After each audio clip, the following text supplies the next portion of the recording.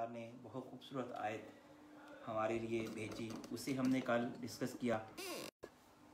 एक तो इस बात की रुख्सत दी, इजाज़त दी, इसे वाज़े किया कि रमज़ान मुबारक की बहन आपस में मिलते हैं तो इसमें कोई कबाहत नहीं है मियाँ बीवी।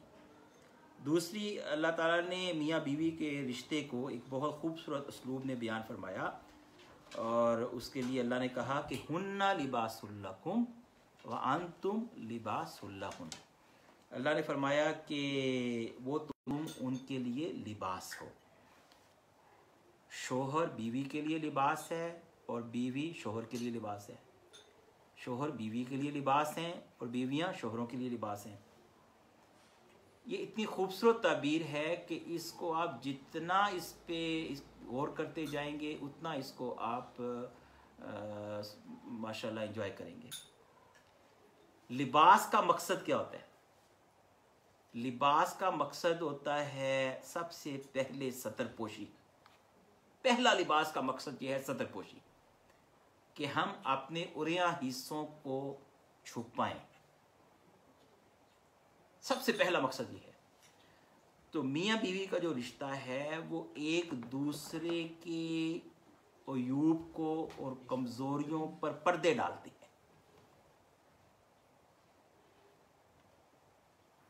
बीवी मर्द के और मर्द बीवी के अपना जो ये पोशीदा मामलात हैं उन, तो कहा एक तो इस रिश्ते जो है उसका एक लिबास का मतलब तो ये है एक दूसरे रिश्ते को जिससे ताबीर फरमाया।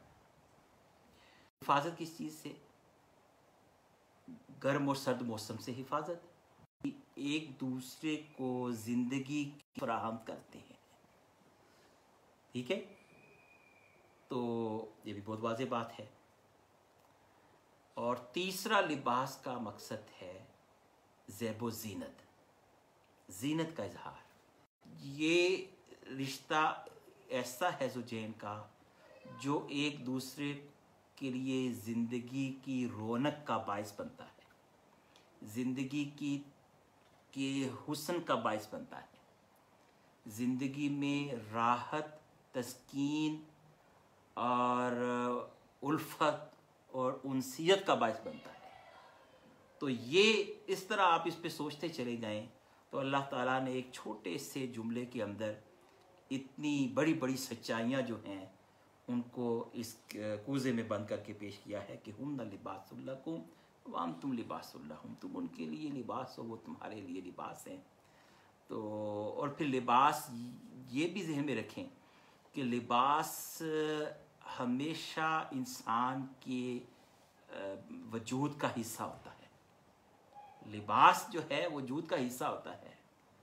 और इस तरह ये रिश्ता की ये एक तकद्दुस और हुर्मत बयान फरमाई कि ये एक ऐसा रिश्ता है जिसे ता दमे आखिर मौत तक कायम रहना चाहिए।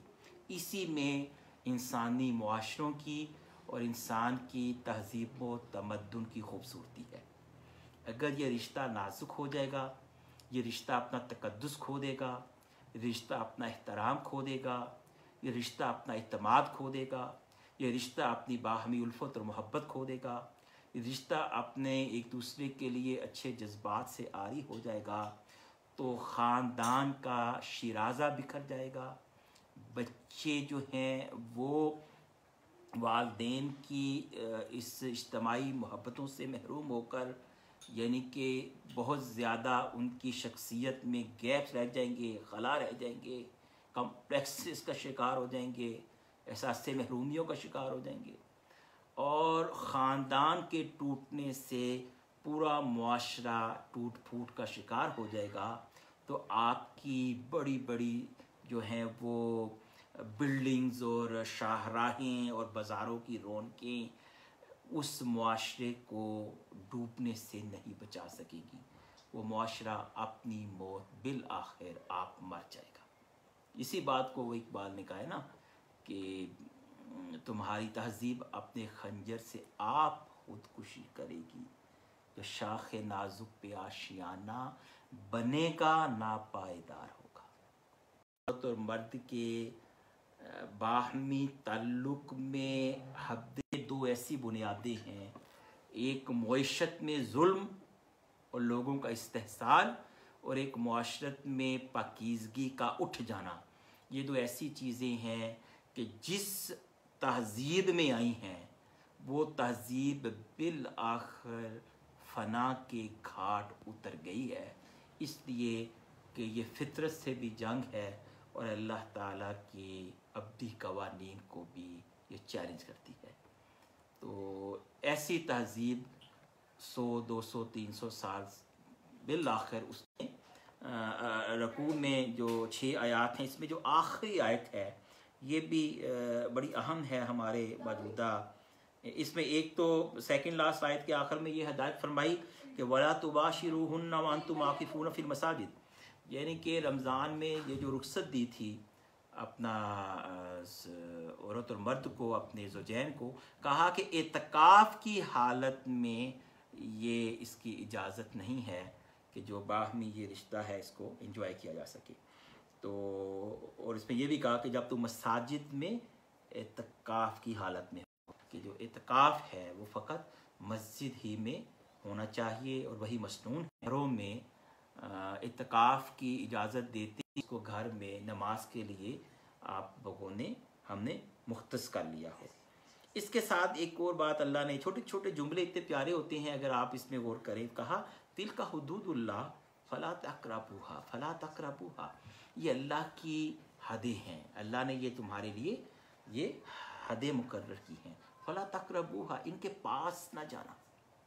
ये नहीं कहा कि इन्हें क्रॉस ना करना, इन्हें पार कहा नहीं, इनके करीब भी ना जाना, क्योंकि करीब जाओगे जाने का ज़्यादा इम्कानात रहते हैं, तो भी इनके करीब भी ना जाओ। सारे मामला में हैं कि अल्लाह ताला उनके पास ना फटके। शैतान पहले उनको हमारे लिए बेज़रर बना के पेश करता है, फिर हम तवील देते हैं और आहिस्ता आहिस्ता फिर उस गुनाह में इन्वॉल्व हो जाते हैं। अल्लाह हमें इस गुनाह से बचाए। तो कहा इसी तरह अल्लाह इंसानों के लिए अपनी जो आयात हैं उन्हें वाज़े करता है, उन्हें खोल के बयान करता है ताकि इंसान तक बचे। फिर फरमाया ये इस देखें, ये रमज़ान के जो रुकू है इसकी आखिरी आयत, आप इसको ज़रा सुनिए। ये हमारे आज के हालात में मेरे और आपके लिए इसमें इतना सबक है, इतना सबक है कि फ़कत ये एक आयत पे अगर हम अमल करें, फ़कत इस एक आयत पर, तो ये 21वीं सदी में उम्मत मुसलमा को दोबारा इज़्ज़त और आबरू फराहम कर सकती है। फरमाया वला ताकुलू अमवालकुम बैनकुम बिल बातिल, वला ताकुलू, और ना खाओ अमवालकुम, अपने ही माल ना खाओ, बैनकुम बिल बातिल, आपस में 2 नंबर तरीके से, अपने ही माल आपस में एक 2 नंबर तरीके से ना खाओ। अपने यानी में गर्दिश में है, ये सारी इज्तमाइयत इसमें शरीक है ना, तो असल में तो ये सबका माल है। तो उसमें ये है कि एक वापडा में है, एक पुलिस में है, पुलिस वाला घर बनाता है और जनाब उससे मीटर लगवाना है वापडा के, उनके बेटा बीमार है, एक हॉस्पिटल जनाब आप फलां लैब से टेस्ट करवा के लाए, हम कहते हैं ये सारे टेस्ट ये हुए, नहीं फलां लैब से फलां लैब के पास जाएं, वो दूसरे लैब, वो तीसरी लैब, वो चौथी लैब, और उन्होंने जो बातें बताई हमारे, ये बड़ा यानी कि एक ऐसा प्रोफेशन है जिसकी बड़ी मुआशरे में एक समाजी हैसियत है।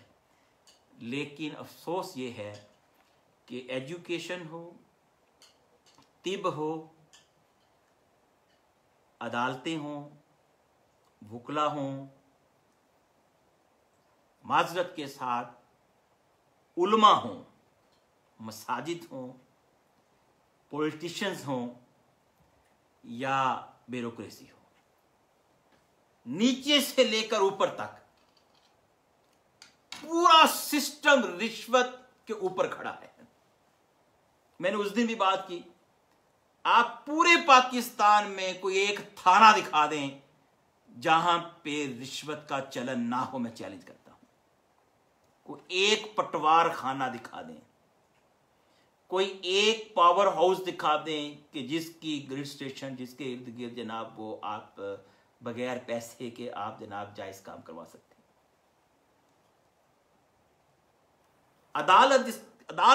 अदालती सिस्टम, पूरे सिस्टम की बात कर रहा हूं। आपको इंसाफ मिलता नहीं है, आपको इंसाफ खरीदना पड़ता है, और जो जितनी कीमत देता है उसको उतना इंसाफ मिलता है, और जो उस इंसाफ की कीमत फराहम नहीं कर सकता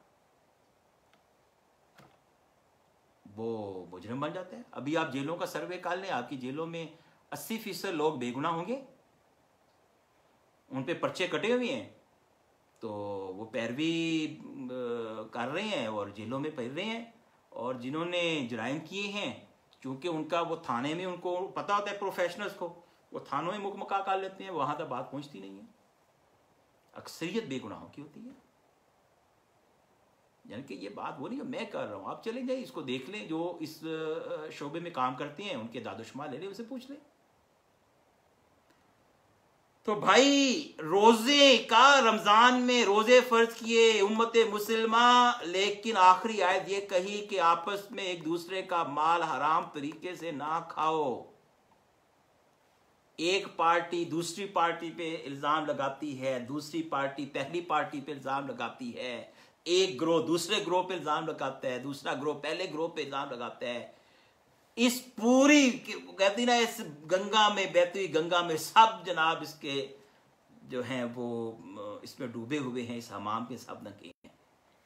इस हाल में अगर उम्मत मुसलमा रोजे रखती है, नमाजें पढ़ती है, शबीने करती है, क़यामुल लैल होते हैं, तरावियां होती हैं, कुरान सुने और सुनाए जाते हैं, वल्ला रोज़ों की और रमज़ान की और कुरान की बरक़ात मुआशरे को हासिल नहीं होती, इसलिए कि इस बुनियादी हुक्म की खिलाफ वर्जी पर हम खड़े हैं। तो वो इज्तिमाई बरक़ात और अल्लाह की रहमतें और बख्शिशें और अल्लाह की तरफ से अहले ईमान को मिलने वाली इज्जत और सरबुलंदी, उससे हम 70 साल हो गए जब से पाकिस्तान बना है, महरूम हैं, और महरूम रहेंगे जब तक के रिज़्क़े हलाल के ऊपर ये मुआशरा खड़ा नहीं होता। ये नमाजें और ये रोज़े खुद फरेबी हैं, अपने आप को धोखा देने वाली बात है, और सूदी कारोबार और सूदी मुईशत जो अल्लाह और उसके रसूल के साथ जंग है, और रिश्वत और झूठ और गसब और धोखे और चोरी और डकैती और जनाब जो हुक्मरान तबकों की तरफ से अवामी अमानतों के अंदर खयानत, पूरा मुआशरा और सिस्टम हमारा इसके ऊपर खड़ा है। इस सिस्टम के होते हुए वो कहते हैं ना कि बातिल के इस निजाम में तकवा की आरजू, कितना हुसीन फरेब है जो खाए हुए हैं हम। तो भाई तकवा की आरजू, ये फकत वो रोजे से तकवा हासिल नहीं होगा अगर पेट में हराम का लुकमा जाता है। अल्लाह ताला से दुआ है, आज का लेसन इतना ही काफ़ी है। आज का सबक ये है कि अगर इस रमज़ान में हम अपने आप को चाहते हैं कि अपना तज़किया करें, हम तौबा करें, हम अल्लाह के करीब हों, तो अवाम की सतह पर और हुक्मरानों की सतह पर, इदारों की सतह पर, फ़र्द की सतह पर और इज्तिमाइयत की सतह पर रुजू इल्लाह सच्चे दिल से ज़रूरी है। और उस रुजू की बुनियादी अलामात जो हैं उनमें से एक है कि रिज़्क़े हराम का हर दरवाज़ा मुआशरे में बंद कर दिया जाए, सदर से लेकर एक चपड़ासी तक, और चपड़ासी से लेकर जनाब ऊपर सदर तक कोई इंसान, उसके लिए हराम खाने के मौके बिल्कुल ख़त्म कर दिए जाएं, मजदूद कर दिए जाएं, और हराम खाने वालों को इबरत का निशान बना लिया जाए। काश अल्लाह किसी साहिब अजीमत और साहिब ईमान को इसकी तौफीक दे, हमें ऐसा हुक्मरान अता फरमाए जो ये काम करे, जो कुरान की इस रूह से भी फ़र्ज़ है और जिसकी अदायगी के बगैर हमारी इज्जत और आबरू जो है वो भी दुनिया में उसका बहाल होना मुमकिन नहीं है। वमा अलैना इल्लल बलागुल मुबीन। जी हेलो जी, क्लास का टाइम हो गया।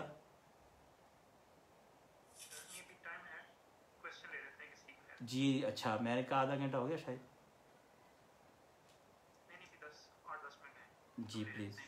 क्वेश्चन है किसी का तो डायरेक्टली कर पूछ ले, क्योंकि चैट बॉक्स में भी चलेगी। एक सवाल है एक मिनट कि जितनी करप्शन हो रही है, वो वाकई में बहुत है। इसका